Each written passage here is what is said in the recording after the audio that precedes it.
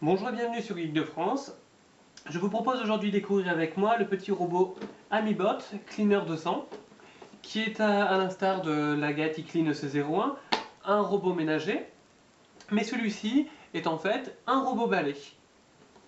Alors voyons ensemble ce petit robot. Il est fourni par défaut avec une série de bandes, un petit flacon pour mettre du détergent, sa documentation, un chargeur et une série de piles. Donc un ensemble assez sommaire, assez complet.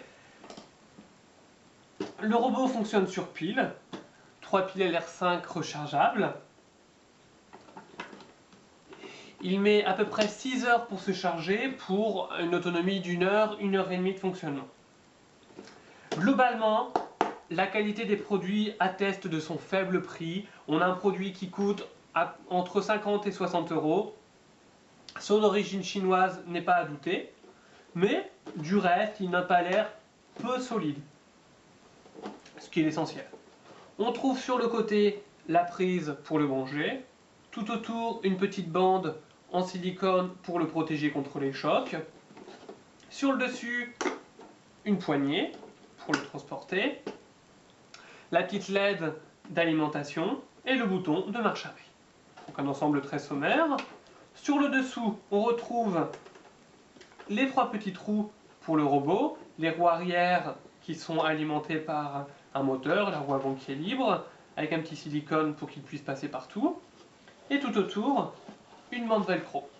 Alors, très simplement, on prend les bandes qui sont fournies avec le robot, on les pose sur les bandes velcro,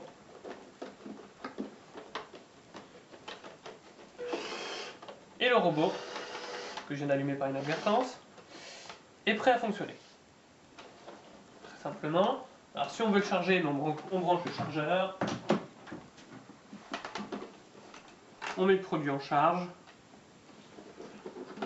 durant ces 6 heures. Alors, contrairement à l'e-Clean ou d'autres robots ménagers, il n'est pas du tout autonome. C'est à nous de le mettre en charge, de le déclencher, de l'arrêter. Il n'est pas du tout capable de se gérer lui-même. Ça, ce sont les inconvénients du faible prix. Le robot est fourni donc avec plusieurs bandes, des bandes de nettoyage classique, une petite bande un peu antistatique, qui peut être nettoyée à la machine et réutilisée à plusieurs reprises.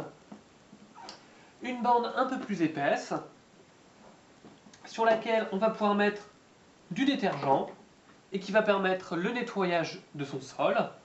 Et enfin, une dernière bande, plus fine, elle aussi en coton, qui est une bande de lustrage.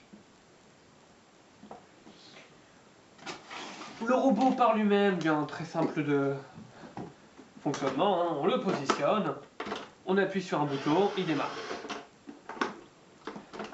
Il fonctionne sur le principe d'une circulation aléatoire. Il va naviguer partout dans votre pièce. Face à un choc, lorsqu'il est bloqué plus de quelques secondes, il détermine qu'il faut qu'il change de trajectoire, il va reculer, repartir dans un autre sens. Globalement, c'est un robot qui est efficace compte tenu de son prix, que je conseille pour un usage vraiment sommaire. Il ne va pas avoir les capacités d'un aspirateur automatique. Par contre, il va pouvoir vous dépanner, surtout dans un appartement. Alors j'insiste sur la notion d'appartement, puisque si vous avez un dénivelé ne serait-ce que d'1,5 centimètre ou une petite marche entre vos pièces, eh bien ça va bloquer le robot, hein, puisque les roues sont vraiment toutes petites. Du fait, il se retrouve coincé et il ne peut plus avancer.